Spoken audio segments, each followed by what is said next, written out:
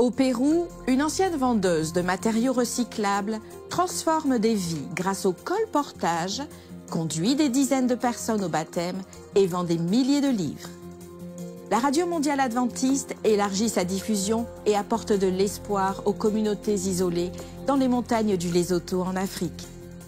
L'équipe d'Advent Health offre des soins allant au-delà de la médecine et prend en charge 1400 personnes en Équateur. Le partenariat adventiste transforme des espaces et fournit un refuge aux sans-abri aux États-Unis. En Alaska, l'Église adventiste lutte contre la crise de la santé mentale dans l'obscurité polaire. Des nouvelles inspirantes du monde entier, mettant en lumière des histoires de foi, de transformation et d'espoir, maintenant dans la rétrospective 2024 d'ANN.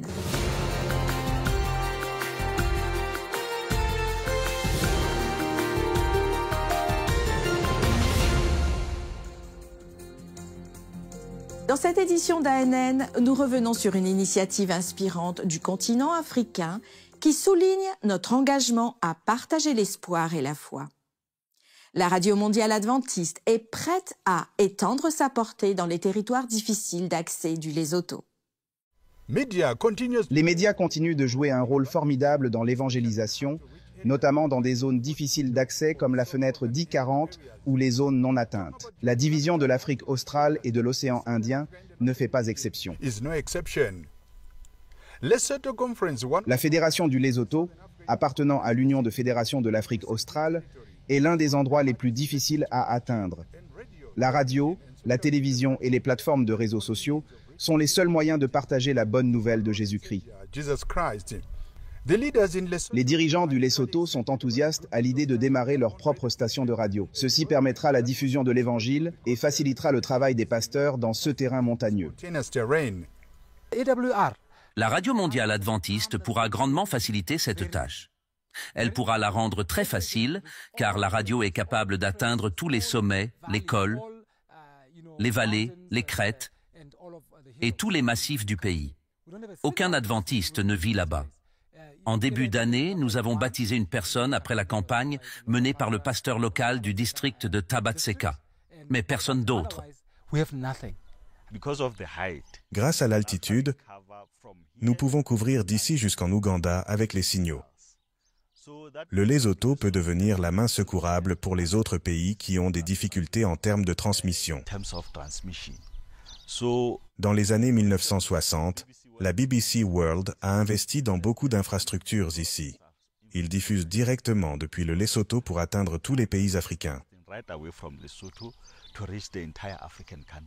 Les membres d'église au Lesotho ont tout fait pour s'assurer que leur station de radio, tant attendue, soit lancée le plus tôt possible. Les studios sont prêts et la licence radio ne nécessite plus que quelques formalités.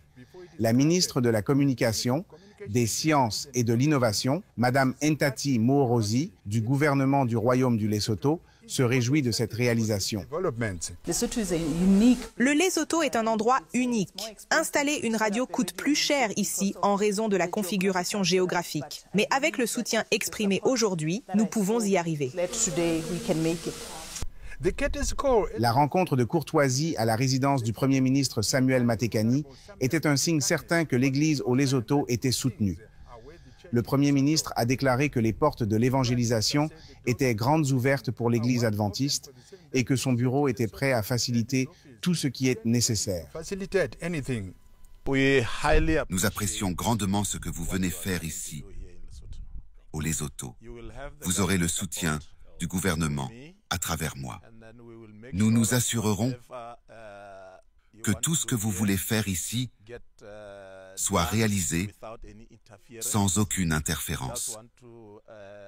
Nous voulons simplement vous remercier d'être venu au Lesotho et de vous assurer que vous pouvez atteindre même les zones les plus reculées des montagnes, parce que la majorité de notre population n'est pas en ville. Elle est ici, dans les montagnes, dans différentes zones, à différents endroits, mais ici, dans les montagnes. Prendre le thé avec le Premier ministre a été un grand honneur pour nous. Nous avons pu connaître cet humble serviteur de Dieu. Nous avons partagé notre mission, discuté de questions spirituelles et partagé la tragédie des siècles. Ensuite, notre délégation a partagé les Écritures et prié pour lui et son peuple. C'est notre prière et nous te remercions infiniment, Père, car tu nous entends. Car nous avons prié croyant au nom de Jésus-Christ, notre Sauveur. L'arrivée de la radio mondiale adventiste au Lesotho changera la donne dans ce royaume montagneux. Emmanuel Ogwal, directeur régional de la radio mondiale adventiste pour l'Afrique, croit que leur mission est de couvrir chaque centimètre carré, quel que soit le terrain, comme le dit leur devise, de la diffusion au baptême. Pour ce projet de diffusion, il était très important de rencontrer la ministre des Communications. Aujourd'hui, nous avons rencontré le Premier ministre avec le même objectif. Et il a accueilli favorablement l'établissement de la Radio mondiale adventiste ici. Si la licence est accordée, la nouvelle radio mondiale adventiste couvrira l'ensemble du relief montagneux du pays. Pour couronner le tout, les émetteurs donnés par la BBC il y a de nombreuses années rendent possible l'accès au signal radio depuis le Lesotho jusqu'en Ouganda. Ce développement permettra aux auditeurs de se brancher sur cette station depuis la division de l'Afrique australe et de l'océan Indien jusqu'à la division du centre-est de l'Afrique en Ouganda. Nous sommes ici et nous connaissons les fréquences parce que nous avons rencontré la ministre de l'Information, des Communications et de la Technologie. Elle a aussi dit qu'en cas de difficulté, la porte était ouverte afin de voir comment faire avancer ce projet. Alors que les membres d'Église intensifient leur confiance en l'évangélisation dans ce royaume montagneux, alors que nous nous lançons dans notre plan stratégique Jireh, la Radio mondiale adventiste au Lesotho va alléger le fardeau de nos pasteurs qui ont du mal à parcourir les terrains accidentés et les vallées profondes. À la plus haute altitude de la division de l'Afrique australe et de l'océan Indien, soit plus de 1000 mètres au-dessus du niveau de la mer, la radio mondiale adventiste dans ce royaume montagneux du Lesotho changera la donne en matière d'évangélisation, car des milliers de personnes recevront la bonne nouvelle de notre Seigneur et Sauveur, Jésus-Christ. Pour AN, c'était Noël Sibanda depuis la résidence du Premier ministre au Lesotho. Comme nous l'avons vu, les efforts de la Radio mondiale adventiste au Lesotho sont plus que de simples émissions. Ils représentent une bouée de sauvetage pour les communautés éloignées en quête d'espoir. Vous rappelez-vous de cette histoire touchante, pleine de courage et de volonté? Fleur de Lys du Pérou vendait autrefois des matériaux recyclables. Elle a connu un renouveau dans sa vie qui a transformé pour devenir une colporteuse dévouée, animée d'une foi inébranlable. Son courage et sa détermination ont changé sa trajectoire et celle de ses enfants. Au cours de 13 années de ministère, elle a conduit 75 personnes au baptême, a impacté d'innombrables foyers et a vendu plus de 15 000 livres. Ne renoncez pas, même si le progrès est lent, car le succès peut vous attendre juste au coin de la rue. C'est pourquoi décidez de vous battre, de persévérer, car les courageux ne renoncent jamais, ils persévèrent.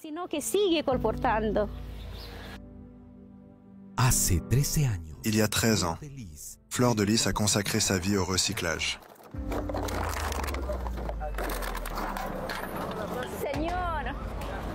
Seigneur, je serai né pour ça.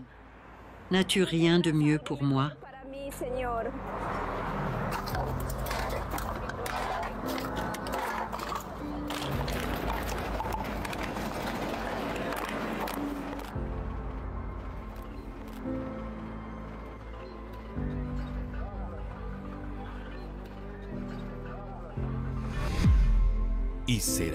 Cette bonne nouvelle du royaume sera prêchée dans le monde entier, pour servir de témoignage à toutes les nations. Alors viendra la fin. C'était la réponse de Dieu.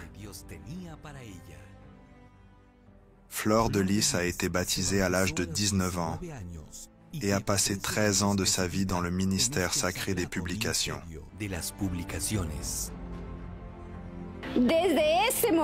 À partir de ce moment-là, J'ai consacré ma vie à être une colporteuse, car être colporteuse, c'est être un instrument de Dieu, c'est prêcher Christ. Peu importe votre âge et d'où vous venez, car Dieu a un plan pour notre vie. Durant son ministère, Fleur de Lis a vu comment Dieu réalise de véritables miracles, transforme des vies et soutient le colporteur fidèle à chaque instant.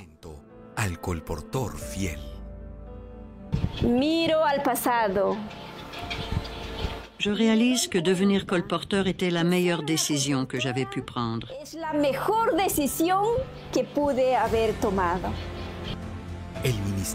Le ministère des publications a changé sa vie, l'a poussé à se consacrer à Dieu, à donner des études bibliques, à s'engager dans le travail et à hâter la venue de Jésus.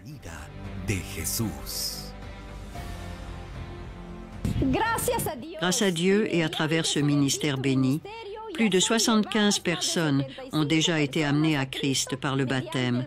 2 de mes enfants ont déjà obtenu leur diplôme à l'Université de l'Union péruvienne. Et le 3e, grâce aux bénédictions du ciel, étudie la médecine dans la même université. Alors, ne baissez pas les bras, même si votre progression est lente, car le succès peut être juste au coin de la rue. Jusqu'à présent, dans mon ministère en tant que conseillère, nous avons réalisé, grâce à Dieu, une vente publique d'environ plus de 15 000 livres. Honneur et gloire à notre Dieu. Plusieurs personnes, en raison de préjugés, ne connaîtront pas la vérité à moins qu'elle ne leur soit apportée chez eux. Le colporteur peut trouver ces âmes et les servir. Fleur de Lis incarne parfaitement la profonde influence du colportage, imprégnée de foi et de détermination, et la transformation qu'il peut opérer dans les vies.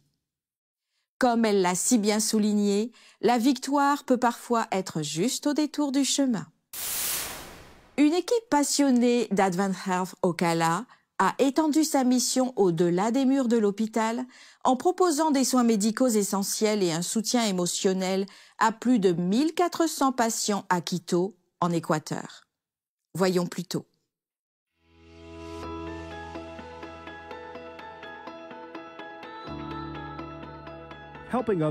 Aider les autres affecte la vie de ceux qui sont servis, mais change aussi la vie de ceux qui servent.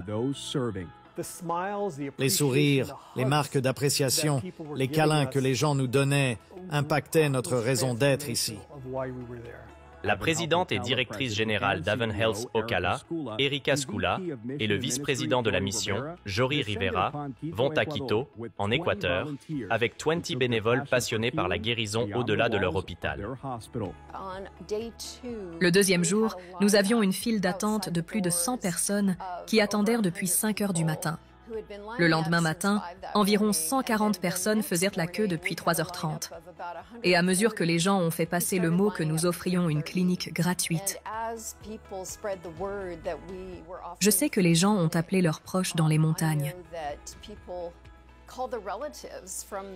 Et ils ont marché pendant des heures pour faire la queue et obtenir des soins. Le groupe s'est occupé de plus de 1400 patients dans la ville sud-américaine. Des soins de base et d'autres ressources ont été proposés. En plus de fournir des soins importants, le partenariat d'Advent Health avec la clinique adventiste de Quito se concentre sur des domaines clés de croissance tels que l'expansion du programme d'aumôniers, la recherche, la philanthropie et la marque.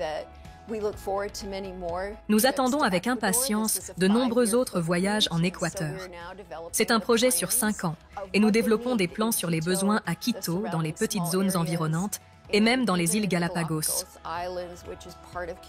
Je sais que la direction de la clinique adventiste à Quito cherche à étendre ses services aux Galapagos où ils n'ont rien. Il y a beaucoup à donner. Il y aura donc plus de photos à venir qui raconteront l'histoire de la mission d'Advent Health. Cette mission en Équateur nous rappelle que la véritable guérison dépasse la médecine. Elle repose sur la compassion, les liens humains et l'impact que nous avons sur la vie des autres. En Pennsylvanie, les services communautaires adventistes, en partenariat avec d'autres organisations, s'engagent à créer des conditions favorables pour offrir aux personnes sans abri un lieu de vie. Eh bien, ce sont les services communautaires adventistes et nous sommes ici à Coatesville, en Pennsylvanie, un endroit où nous nous sommes associés à d'autres organisations communautaires et où nous rénovons ou reconstruisons l'une des maisons. Cette maison sera utilisée par des personnes sans abri, ce que nous appelions avant les sans domicile fixe, et elles se verront offrir un endroit où elles pourront réellement rester, résider dans ces maisons. Nous allons loger 3 personnes. Elles pourront vivre et travailler ici à Coatesville, en Pennsylvanie. Nous avons fait cela en environ 2 semaines, commencé le 2 janvier, et nous avons choisi d'avoir une ouverture en douceur le jour de Martin Luther King. À l'époque où cela a été discuté initialement, fin décembre, nous avons décidé que nous voulions avoir quelque chose le jour de Martin Luther King. Et nous voici aujourd'hui. Nous avons l'ouverture en douceur. Quelques membres du conseil et d'autres dignitaires sont venus nous rejoindre. Dans quelques semaines, nous couperons le ruban, début février, et nous aurons réellement cette maison en fonctionnement en tant qu'établissement pour les sans-abri ici à Coatesville, en Pennsylvanie. J'ai parlé à plusieurs personnes qui se sont portées volontaires au cours des 2 dernières semaines et elles disent que ça leur apporte quelque chose de participer à ça. Ici, le jour de Martin Luther King, pouvoir réellement le passer. Oui, c'est un jour de congé, mais pouvoir le passer à travailler pour les autres. Oh, c'est juste une bonne sensation de pouvoir s'impliquer. Et tous ces bénévoles qui ont été impliqués au cours des 2 dernières semaines, ils ont également pu en faire partie. Donc tout le monde est béni, la communauté et ceux qui sont réellement impliqués. Nous vous demandons donc de garder ce projet dans vos prières. Il continuera à soutenir la communauté ici en Pennsylvanie. Nous vous remercions pour cela. Les initiatives de ce centre communautaire nous rappellent que, collectivement, nous pouvons avoir un impact significatif et soutenir ceux qui en ont besoin. Nueva Helvecia, une petite ville en Uruguay, est l'un des premiers endroits où l'Église adventiste du 7e jour a été établie en Amérique du Sud. Cependant, au fil du temps, la population uruguayenne s'est éloignée de la religion. Aujourd'hui, les jeunes adventistes du pays ont choisi ce site historique de l'adventisme pour organiser une foire de la santé et, une fois de plus, apporter un message d'espoir aux citoyens de cette région. Blancarena, un véritable paradis en Uruguay. Une plage calme, une nature flamboyante et un beau coucher de soleil. Le lieu typique pour des vacances familiales relaxantes, loin de l'effervescence.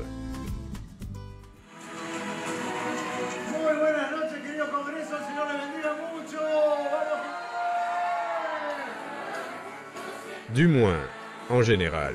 Mais au début du mois de novembre, cet endroit a accueilli environ 500 personnes pour le congrès de la jeunesse de l'Union uruguayenne de l'Église adventiste.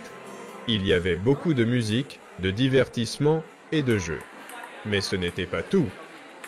Les jeunes ont pris le défi de l'évangélisation au sérieux et pendant une journée, ils se sont rendus dans la ville de Nueva Helvecia pour célébrer une foire de la santé.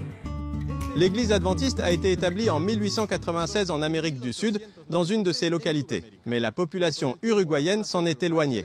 Aujourd'hui, de jeunes adventistes ont décidé de revenir et de présenter un message de santé et d'espoir. Oui, la question de la santé est primordiale. La santé et tout le reste. Très bien. J'ai vraiment aimé ce que j'ai vu. Je ne pensais pas trouver ça ici. J'ai suivi le parcours et j'ai vu que c'était intéressant et j'ai continué. Me voici à la fin, vraiment bien. Le pasteur de la ville dit que parler de la santé sert de pont vers le véritable objectif, parler de la confiance en Dieu. L'Uruguay en soi est un pays qui rencontre beaucoup de difficultés à attirer la religion ou à transmettre l'importance de maintenir la foi en Dieu. La foi est ce qu'est également l'Église. Donc, nous, les jeunes ici au Congrès, avons voulu mettre en place ou trouver un moyen d'attirer l'attention des passants par différents stands de santé, d'exercice physique, de nutrition, d'eau, d'air, de tempérance, etc., pour qu'ils finissent au stand de la foi en Dieu où nous montrons l'importance de garder la foi et d'avoir confiance en Dieu quand il est question de santé. Orlando Garcia, infirmière, insiste sur le fait que parler de santé, c'est aussi remplir une mission. Et nous avons la mission d'aller dans le monde et de faire des disciples. Ce n'est pas un message que nous devrions garder pour nous-mêmes. Nous devons partager non seulement la parole de Dieu, mais tout ce qui est bon dans son plan parfait, même la santé bien sûr. Quelle mission vitale que celle de jeunes adventistes qui suivent l'exemple de Jésus en diffusant le message du salut et de la santé au monde entier. En Alaska, à Utqiagvik, la ville la plus au nord des États-Unis, l'hiver apporte des températures glaciales et 2 mois d'obscurité totale. Au milieu de ces conditions difficiles, l'Église adventiste de la mission arctique est sur le terrain pour accompagner une communauté confrontée à une grave crise de santé mentale. L'Arctique est un endroit difficile à vivre. L'hiver apporte des températures bien en dessous du point de congélation. Il fait si froid que l'on peut avoir des engelures en à peine 5 minutes. Les Inupiats, peuple du nord de l'Alaska, vivent sur cette terre depuis des siècles. La ville la plus septentrionale des États-Unis, Utqiagvik, repose sur les rives de l'océan Arctique. Son paysage est dominé par de vastes étendues de toundra et de glace. Le maire d'Utqiagvik décrit quelques idées reçues sur la vie dans l'Arctique. Eh bien, il y a le truc des igloos. Tout le monde pense que nous sommes dans des igloos, mais ce n'est pas le cas. Ou des pingouins, mais ceux-là sont en Antarctique. Malgré la beauté de la faune et des aurores boréales, il existe un défi unique. L'obscurité. Pendant 2 mois en hiver, le soleil ne se lève jamais. Nous sommes vraiment dans l'obscurité pendant les mois d'hiver. On se sent encore plus isolé pendant cette période. Et on commence à ressentir de la tristesse, juste avant que la lumière n'arrive.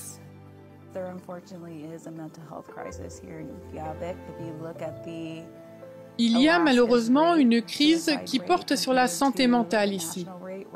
Le taux de suicide en Alaska est 3 fois plus élevé que le taux national.